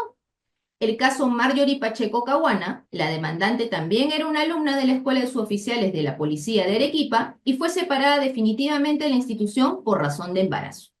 Ambos pronunciamientos propiciaron un cambio normativo en el reglamento de estudio de las escuelas de formación de la Policía Nacional. Así se eliminó al embarazo como una causal válida para dar de baja a una cadete de la policía. Sin embargo, no ocurrió lo mismo con los centros de formación de las Fuerzas Armadas. El nuevo reglamento, que fue aprobado con posterioridad a la expedición de la jurisprudencia mencionada, insistía en regular el embarazo como una razón justificada para dar de baja a las cadetes. Esto motivó que las señoritas Álvarez Villanueva y Chapoñán Mesa promuevan su demanda de amparo al ser separadas de los centros de formación de la FAP y de la Marina. Finalmente, corresponde mencionar el caso de la señorita María Perla Fonceballos, quien solicitaba que se respeten los resultados del proceso de admisión al residentado médico 2013, convocado por la Universidad Nacional de Trujillo, y se le reincorpore como médico residente en la especialidad de ginecología. Se tuvo que ausentar el primer día del residentado y los subsiguientes días por complicaciones con su embarazo, y la entidad de salud tomó como justificación dicha razón para no aceptarla en el programa del residentado. Estos 5 casos últimos mencionados no solo rechazan los actos discriminatorios hacia las mujeres y remarcan su proscripción, sino que resaltan la importancia que tiene el derecho a la educación para su desarrollo personal. En torno al derecho a la igualdad y su relación con otros derechos de corte social, cabe mencionar el caso Janet Rosas Domínguez, quien solicitaba que se le otorgara una pensión de viudez bajo el régimen del Decreto Ley 19990 en su condición de conviviente de la causante. La ley, como sabemos, no reconoce el derecho a la pensión de los convivientes, el Decreto Ley 19990. Este caso marca también un hito importante, o en todo caso define finalmente el criterio jurisprudencial, porque hubieron casos que precedieron en donde hubieron respuestas distintas de parte de la jurisprudencia constitucional. En aquella ocasión, en el caso Rosas Domínguez, el tribunal finalmente va a interpretar, partiendo de que la unión de hecho también es una forma de familia contemplada en la Constitución, que a la señora Janet Rosas le correspondía el reconocimiento de una pensión de viudez. El caso Duberlis Nina Cáceres es el caso de una jueza de la Corte Superior de Justicia de Madre de Dios que no podía gozar de su derecho de lactancia materna debido a la obligación de efectuar jornadas de trabajo hasta horas fuera de horario de trabajo. Y aquí entonces el tribunal va a remarcar la importancia del derecho de las mujeres trabajadoras a su derecho de licencia por lactancia. Nuevamente va a poner énfasis, ¿no es cierto?, en la necesidad de reforzar el derecho al trabajo de las mujeres a no ser discriminadas por razón de sexo, pero incorpora un nuevo criterio en este caso que es el interés superior del niño. Por eso reconoce es un derecho totalmente específico que solo corresponde a las mujeres madres trabajadoras. Están también los casos 2970-2019 habeas corpus Marcelina Ruidas Valera a favor de su menor hija y el caso Andrea Alejandra Canales Caballero también a favor de su menor hija, suscrito por el actual Pleno del Tribunal Constitucional. En estos casos, el razonamiento del tribunal parte de la premisa de que la normativa civil peruana no es posible inferir una regla que establezca un orden de prelación entre los apellidos paterno y materno, mucho menos que fije el apellido paterno en primer orden. tal como lo había interpretado y aplicado el RENIEC. Para el Tribunal Constitucional, una interpretación en ese sentido resultaba discriminatoria con las mujeres. Finalmente, pongo aquí de relieve el caso de Marlene Ciesa Fernández. Se resalta la importancia de garantizar el acceso a la educación a las niñas, adolescentes y jóvenes en este caso. Las estadísticas demuestran que en el ámbito rural el ausentismo escolar es mayor en el caso de las mujeres, incluso porque desde una perspectiva cultural se sabe que la prioridad escolar la tienen los hombres y no las mujeres, porque éstas ayudan con el trabajo doméstico. De ahí la necesidad identificada por el tribunal de recordarle al Estado su deber de garantizar el acceso a la educación a todas las personas sin distinción de sexo, sobre todo en el ámbito rural. Ya nos encontramos entonces ahora frente al segundo eje articulador. El Tribunal Constitucional también le ha puesto énfasis en la concretización de la política pública dirigida a luchar contra la violencia de género. Por eso, a mi juicio, yo creo que este constituye un segundo eje que permite analizar nuestra jurisprudencia constitucional. La violencia en general, así como la violencia contra la mujer en particular, lamentablemente no son problemas que las sociedades puedan resolver en su totalidad ni erradicar absolutamente, sino que se tratan de hechos que solo pueden ser controlados en gran medida. En ese sentido, partiendo de la premisa de que la violencia contra la mujer es un problema estructural en nuestro país, el Tribunal Constitucional va a señalar en primer orden, básicamente lo que va a hacer es destacar, ¿no es cierto?, la obligación constitucional de garantizar el derecho de acceso a la justicia a las mujeres víctimas de violencia sexual. Y en esa línea, entonces, resalta en primer término la importancia y el deber fiscal de realizar una debida actuación probatoria a fin de no obstaculizar el acceso a la justicia a las víctimas. Así lo ha dejado establecido en la sentencia 3090-2012 Amparo. Y también va a precisar en la sentencia 5121-2015 Amparo que el empleo de patrones discriminatorios en investigaciones sobre violencia sexual, tales como la edad, la ocupación de la víctima, obstaculizan el acceso a la justicia. El tribunal también ha reconocido, en segundo lugar, la obligación constitucional de adoptar medidas para lograr una impartición de justicia más igualitaria. Por ello, ha resaltado en la sentencia 1479-2018 Amparo la importancia del enfoque de género en la administración de justicia como una nueva metodología de análisis de casos basadas en el principio de derecho de igualdad. Y en relación al derecho a la integridad física y psicológica, se ha constitucionalizado el procedimiento para el otorgamiento de medidas de protección a favor de las mujeres víctimas de agresión física y psicológica adoptadas a través de la Ley 30364. Y en la misma sentencia se ha reconocido y delimitado el contenido esencial del derecho fundamental de las mujeres a una vida libre de violencia. Nos encontramos ya entonces frente al tercer eje articulador. Yo había puesto de relieve el valor de la autonomía como una razón fundamental que orienta la tutela jurisdiccional de los derechos de las mujeres. Sobre los derechos sexuales y reproductivos de las mujeres, cabe mencionar los casos sobre el uso del anticonceptivo oral de emergencia. El actual Pleno del Tribunal Constitucional, en el caso Violeta Gómez y Nostroza, finalmente dispone la entrega del anticonceptivo oral de emergencia en todos los centros de salud pública. Desde una mirada procesal, este caso también es relevante porque constituye un ejemplo de amparo colectivo. No olvidemos que la demanda va a ser promovida por una fiscal a título personal y a favor de todas las mujeres en edad reproductiva.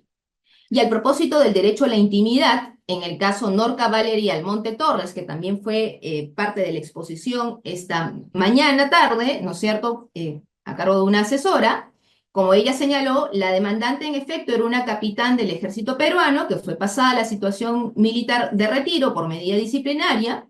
Ella fue denunciada por su esposo ante la inspectoría del ejército por una presunta infidelidad con otro capitán del ejército. Por esta razón se dispuso su pase al retiro. Aquí el tribunal va a hacer un importante análisis, en lo personal creo, desde una mirada de la moral crítica que exige la propia Constitución, a propósito de lo que significa el derecho a la intimidad. Como se ha podido escuchar, en lo personal creo que el balance jurisprudencial del Tribunal Constitucional es bastante positivo, dado el amplio alcance de la tutela jurisdiccional sobre los derechos de las mujeres ofrecidos. Sin embargo, en lo personal, considero que sería importante que el tribunal desarrolle algunas precisiones sobre el ámbito protegido del derecho a la participación política en condiciones de igualdad a propósito de las cuotas de género, del derecho a fundar una familia a propósito del empleo de técnicas de reproducción humana asistida así como del derecho a elegir libremente con quién contraer matrimonio, entre otros. Pero como sabemos, los tribunales de justicia se comunican con la ciudadanía a través de sus sentencias. Y como sabemos también, para que ello ocurra, se necesita de que la ciudadanía demande la tutela de sus derechos. Así que por ahora, desde el ámbito jurisdiccional, solo nos queda esperar con expectativa. Muchas gracias y espero no haber excedido el tiempo ofrecido. Muchísimas gracias, doctora Vanessa Tazara, por apoyarnos con el tiempo. Sabemos que tenía mucho para extenderse, pero ha sido muy precisa con el tiempo. El día de hoy se ha puesto de relieve importantes avances en el reconocimiento, protección y garantía de los derechos de las mujeres. También los desafíos importantes que requieren ser atendidos para la consecución de la igualdad real. Vamos a cerrar esta conferencia con broche de oro porque tenemos la presencia de la presidenta del Tribunal Constitucional. Presidenta, buenas tardes. Adelante, por favor. Estamos esperándole. Adelante. Muchas gracias, Candelaria. Quiero agradecer también, en primer lugar, al doctor César Ochoa por haber promovido esta actividad, así como la doctora Candelaria Quispe, que es la que tiene a su cargo ahora la dirección académica y que siempre está, yo diría, con una bombilla prendida para ver qué más se puede organizar y mucho en torno a estas, diríamos, colectivos más vulnerables, como puede ser el caso de la mujer, el niño, el anciano, ¿no?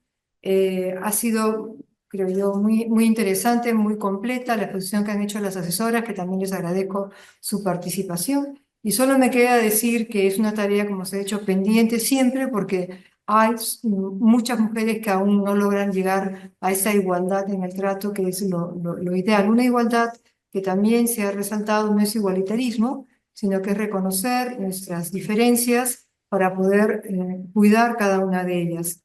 Creo que una cosa que yo quería resaltar, que una tarea, aunque no haya salido como pendiente, pero para mí lo es, y es evitar que se pueda cosificar a la mujer o al varón a través de, no sé, políticas públicas que en el Perú no están, pero sí son promovidas en otros países para lograr que la mujer sea solamente a veces casi pues una incubadora o en otros casos un objeto de consumo, ¿no? Para, por ejemplo, gente que habla del trabajo sexual como si fuera trabajo igual que otras actividades, cuando es una profesión pues que reduce a la mujer, como decía antes, a objeto de uso y de consumo, de una manera que viola, a mi modo de ver, flagrantemente su dignidad y su proyecto de vida, normalmente. Entonces, creo que si todos seguimos trabajando, lo decían antes, de manera unida, sabiendo que quienes ya hemos logrado alcanzar algún puesto que nos permite influir de algún modo en la sociedad, lo hagamos para que alcancen ese mismo nivel aquellas que tienen menos medios económicos o de acceso a la cultura. Una vez más, agradezco esta iniciativa. Sigamos trabajando para que logremos todas dar ese paso de mejora, cada quien en el nivel en que se encuentra, y de arrastrar, entre comillas, más bien motivar a quienes no tienen esas oportunidades a que se lancen, porque a diferencia de otras personas, yo considero que la mujer no necesita una cuota de género, basta que le den educación. O sea, al menos a mí, nunca he tenido un puesto por género, lo he tenido en base a mi esfuerzo y creo que todas las demás personas que me han precedido les ha ocurrido lo mismo. Y quien tenga autoestima, normalmente quiere que eso sea el reconocimiento, no por razón de un hecho biológico, no por razón de la meritocracia. Bueno, sigamos trabajando en esa línea y yo, de mi parte, así como digo la bienvenida al doctor César Ochoa, yo me despido esperando contar con ese amable público que lamentablemente no podemos ver, pero que sabemos que está allí, ¿no? Para seguir trabajando en esta línea. Muchas gracias, Candelaria, muchas gracias, asesora, muchas gracias al doctor César Ochoa y a todos los asistentes. Muchísimas gracias, Presidenta Luz Pacheco Serga, por sus reflexiones y por el apoyo que siempre nos brinda al Centro de Estudios Constitucionales.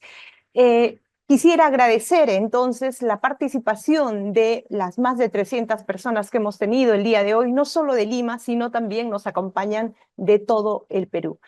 El Centro de Estudios Constitucionales y el Tribunal Constitucional como entidad pública está a vuestro servicio y estas actividades académicas se organizan con ese espíritu de hacer efectivo los derechos fundamentales y especialmente, como bien señala la presidenta, de las personas en situación de vulnerabilidad. Sin más que decir, esta conferencia ha terminado.